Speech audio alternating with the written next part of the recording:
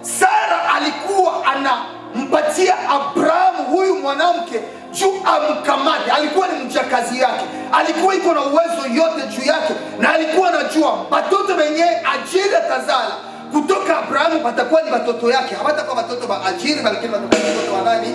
Wa Sarai. Na Biblia inasema hivi, Abrahamu naye akafanya nini? Akakubali. Ndio maana ndugu yangu wanaume, inaomba kukuwa nafikiria mara mingi. You have to think twice. Fikiria wakati yenyewe mke wako na kushauriana kukwambia fanya kitu hiki. Jaribu kufikiria na kujua kwanza matokeo yake yenye itatokea itakuwa gani mbele ya kukimbia tu. Biblia inasema hivi, wakati yenye Ajira anakuwa na mimba, pale akaanza kujiona kama vile anageuka bose wa nyumba. Sasa baki Sara hana tena uwezo na hana mamlaka kwa ajili yake, akasahau kama Sarai ni mama yake, ni kama vile bwana wake, na akaona kama ujauzito yake inakuwa sasa ya maana kuzidi Sara. Na wakati Sara anaangalia hivi, huyu mwanamke anaanza kumwangalia na madharau, anaanza kumuona na madharau, anaanza kumuona kama vile hafai. Sara akamwambia Abraham, unaangalia bila Sarai anaanza kunifanyizia. Akamwambia, Mungu awe mwamuzi katikati yangu na wewe.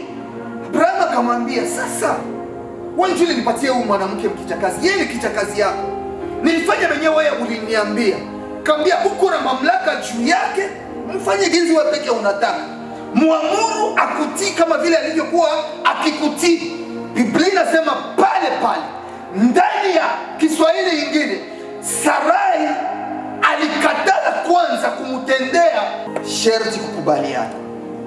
Zaidi maisha kukua mnyumba, mkiwa sherti kukue mawasiliano ni ya maana na ni ya muhimu. Biblia inasema nyumba yenye batu hawaongee lugha moja na yenye batu wanagawanyika, ile nyumba haisitawi. Ndio kwa maana kila siku ni muhimu kujifunza kukuwa na langaje moja na watu wenye unaishi nao mnyumba. Itakusaidia na itakupa kufaulu na kuendelea. Biblia inasema hivi, Sara akaangalia mamlaka yote yenye alikuwa na iko nayo, akaona hataweza kuitumia juu ya Ajiri. Angelikuwa ni mwingine angeweza kumfukuza kumwambia toka wende, kama ndio wewe unaanza toka wende. Hakuweza kumfukuza, akamwambia apate kwanza permission wapi? Kwa Abraham. Na akamwambia Bwana awe mwamuzi katikati yangu na wewe. Abraham akamwambia, mimi sina tatizo, ni kijakazi yako, tumia sheria yako na maamuzi yako kwa yeye akutii. Pale Biblia inasema Sara alitoka tu kwa Abraham, akaanza kumtesa huyu mwanamke. Sijui alimtesa namna gani, sisi wote tunajua namna gani wenyewe. Kama kuna mfanyakazi zaidi maisha yenyewe tunakuwa ndani kwetu, mfanyakazi ni mtu mwenye hana chaguo. Ndani ya Agano la Kale ndio jinsi ilikuwaka. Mfanyakazi alikuwa ni kama vile mtu wako, kama vile yani kama vile mtu wa mali ya vitu yenye uko naye. Na Biblia inasema hivi, wakati yenyewe Sara alianza kumtesa Ajiri, pale Ajiri alifanya nini? Aliona nikiteseka nani hapa, nikiendelea kutesa na hii ujauzito niko nayo, mimba yangu itatoka. Akafanya nini? Akakimbia. Wakati yenyewe anakimbia, Biblia inasema hakuenda mbali, hakukimbilia kila mahali, alikimbilia katika karibu na kisima ya maji, akaikala pale, alikala kusource. Na kwa ile source Biblia inasema Mungu akamwangalia pale. Sasa Mungu alimwangalia pale, akamtumia malaika kakuya, akamwambia, Ajiri, unatoka wapi na unaenda wapi? Sikia jibu ya Ajiri jinsi anamjibu.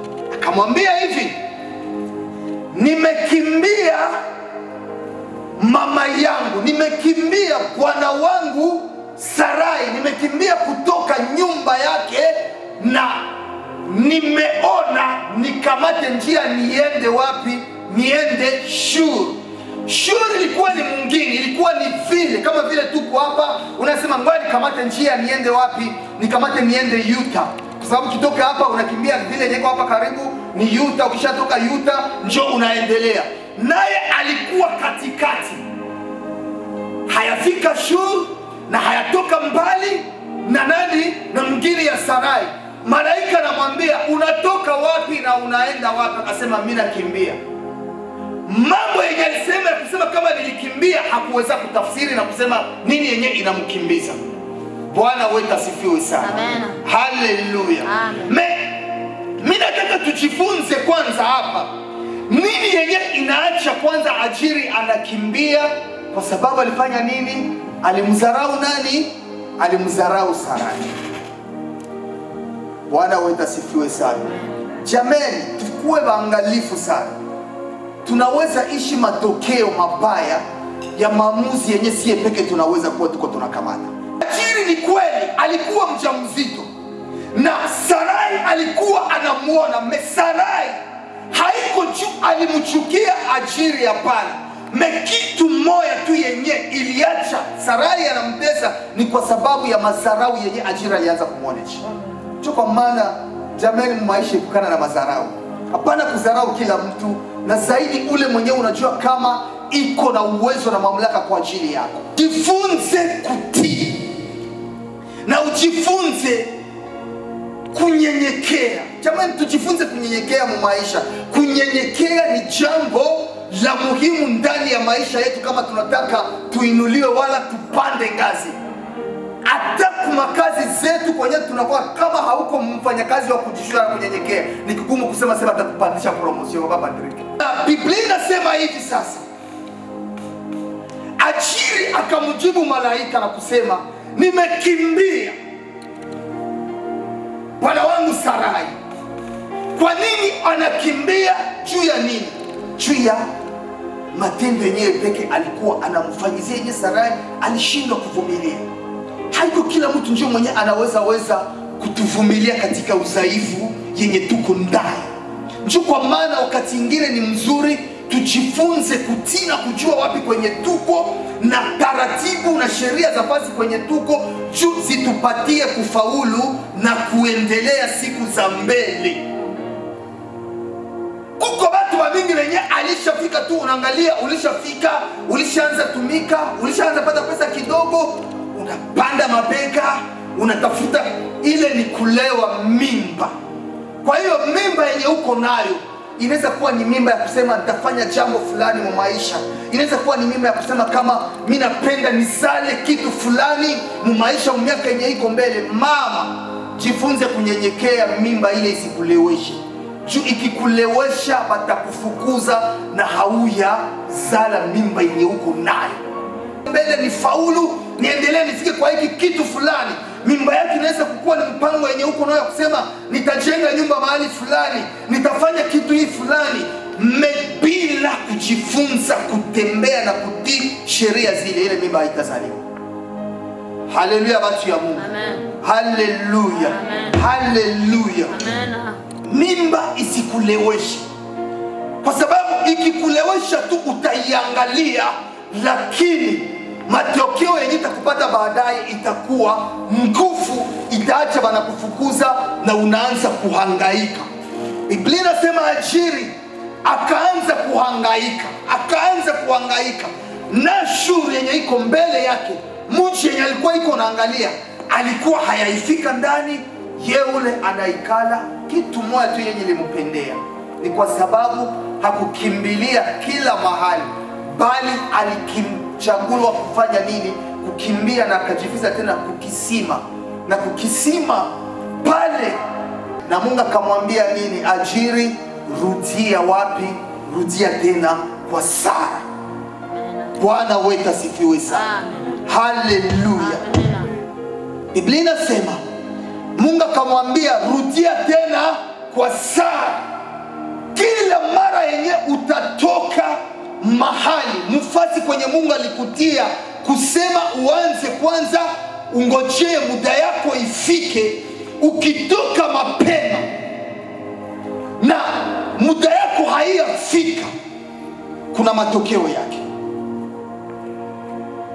Kila nafasi kwenye Mungu alituweka kwa sababu, na Mungu alituweka pale kwa ajili ya kuweza kutuandaa. Haujui kama position yenye huko ndani ni position yenye Mungu anakutia ndani juu ikuandae kuhusu kuzala yako ya kesho, kuhusu baraka yako ya kesho. Kwa sababu Biblia inasema, ukisoma ndani ya kipindi yake ya 17, Biblia inasema muda yake saa ilifika, Mungu akamtokea Hajiri na kumwambia, mtoto mwenye uko naye nitambariki, nitamfanya taifa kubwa. Na ijapokuwa huyu ni Ismaeli, mambo ambayo nitaweza kuzungumzia labda baadaye siku ziko mbele. Na huyu Ismaeli, ukiangalia vita yenye tuko tunaishi sasa yenye iko katika Israeli na Palestine, ni katika neno hili, maneno hii yenye iko, kwa sababu alikuwa na neno la ahadi lenye Mungu alimwaidia, na ilibidi kungojea kwanza wakati na muda ifike juu mambo hii na ahadi hii iwezi katokea. Lakini Sarai kwa ajili ya kutoweza kuvumilia madharau ya Hajiri,